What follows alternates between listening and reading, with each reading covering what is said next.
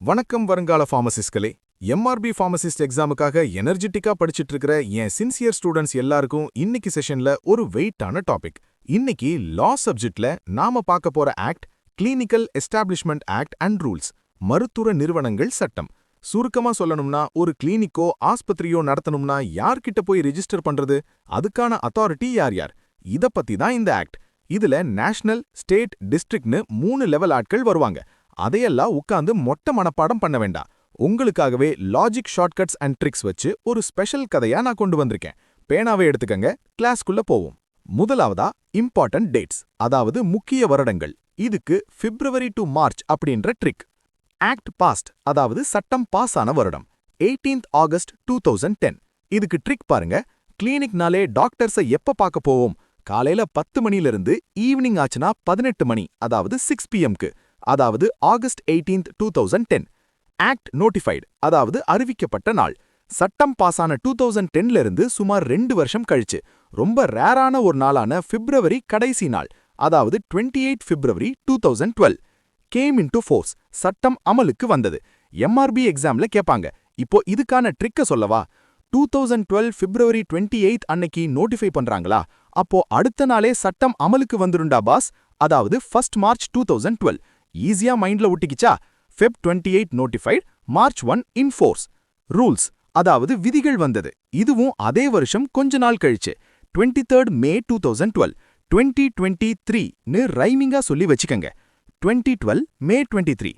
ரெண்டாவதா councils and authorities, அதாவது அந்த 3 மட்ட அதிகாரிகள் யார் யார். இதுக்கு த CHD ட்ரிக். மொத்தம் 3 அமைப்பு இருக்கு. நேஷனல் லெவல், ஸ்டேட் லெவல், அப்புறம் டிஸ்ட்ரிக்ட் லெவல். எக்ஸாம்ல யார் யாருக்கு சேர்பர்சன், தலைவர்னு குழப்புவான்.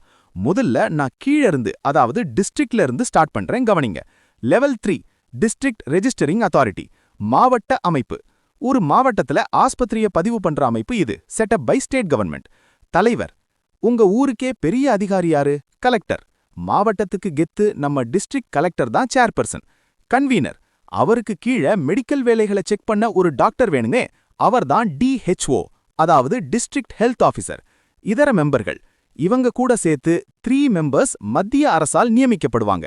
இதுக்கு DHO + C3, அதாவது கலெக்டர் DHO 3 பேர்னு ஃபிக்ஸ் பண்ணிருங்க. லெவல் 2 ஸ்டேட் கவுன்சில், மாநில குழு.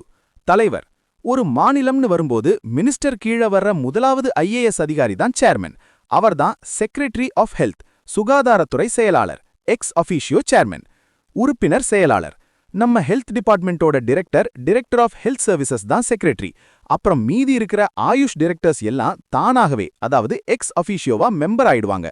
லெவல் 1 நேஷனல் கவுன்சில், தேசிய கவுன்சில், டெல்லி ஹெட். தலைவர், நேஷனல்னு வந்துட்டா இந்தியாக்கே பெரிய போஸ்ட் தான் தலைமை தாங்க முடியும். நம்ம சென்ட்ரல் ஹெல்த் மினிஸ்ட்ரியில வர்ற director general of health service, DGHS, அவர்தான் சேர்பர்சன். அவர் கூட குவாலிட்டி கவுன்சில் ஆஃப் இந்தியாவோட செக்ரட்டரி ஜெனரல் மெம்பரா வருவாரு. இந்த சேர்மன் 3 பேரையும் லிங்க் பண்ணுங்க. மாவட்டம்னா கலெக்டர், ஸ்டேட்னா ஹெல்த் செக்ரட்டரி, நேஷனல்னா DGHS. அவ்வளோதான், சிம்பிள். மூன்றாவதா எலெக்டட் மெம்பர்ஸ், அதாவது உறுப்பினர்களுக்கான 4 பில்லர் ட்ரிக். பாஸ், இப்ப மெம்பர்ஸ் லிஸ்ட் வருதேன்னு மலைச்சிக்காதீங்க. ஒரே ஒரு சிங்கிள் ட்ரிக்ல ஸ்டேட் மெம்பர்ஸையும் நேஷனல் மெம்பர்ஸையும் ஈஸியா தூக்கலாம். உடல் நலத்துக்கு 4 தூண்கள் யாரு? மருத்துவர்கள், அதாவது டாக்டர். பல் டாக்டர்கள், அதாவது டென்டல். நர்ஸ், அப்புறம் நம்ம மருந்தாளுமர்கள், அதாவது ஃபார்மசி. சுருக்கமா சொல்லணும்னா MCI, DCI, NCI, அப்புறம் நம்ம PCI. இந்த 4 பில்லர், அதாவது கவுன்சில்ல இருந்து ஆளுக்கு ஒருத்தர் நேஷனல் கவுன்சிலுக்கும் 1 மெம்பர் ஈச் எலெக்டும் பண்ணி போவாங்க. இதே மாதிரி ஆளுக்கு ஒருத்தர் அந்தந்த மாநில குழுவுக்கும் போவாங்க. சோ 4 மெம்பர் கணக்கு 2 இடத்துலயும் சேம் டு சேம் டேலி ஆகிடுச்சா? மீதி என்ன கணக்கு? நேஷனல் லெவலுக்கு தேசிய சித்த ஆயுர்வேத கவுன்சில்னு சொல்லப்படுற ASU, அதாவது ஆயுர்வேதா, சித்தா, உனானி.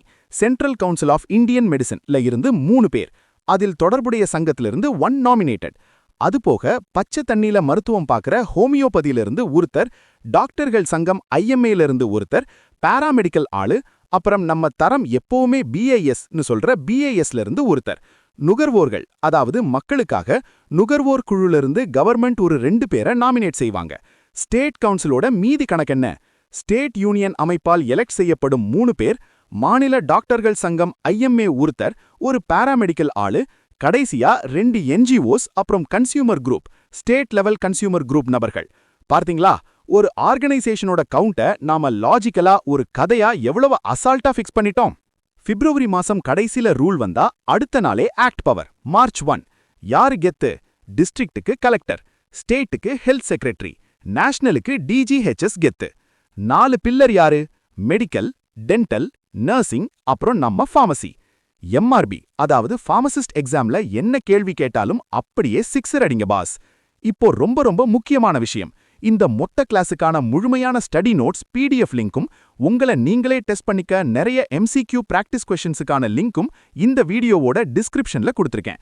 மறக்காம செக் பண்ணுங்க. நோட்ஸை டவுன்லோட் பண்ணி பிராக்டிஸ் செஞ்சு பாருங்க. அப்பதான் இது லைஃப்ல எப்போதுமே மறக்காது. இதே எனர்ஜியோட தொடர்ந்து படிங்க, நீங்க கண்டிப்பா கிளியர் பண்ணுவீங்க. அடுத்த வேற லெவல் ஷார்ட்கட்ஸ் வீடியோல உங்களை சந்திக்கிறேன். அதுவரைக்கும் wish you all the best. Bye by.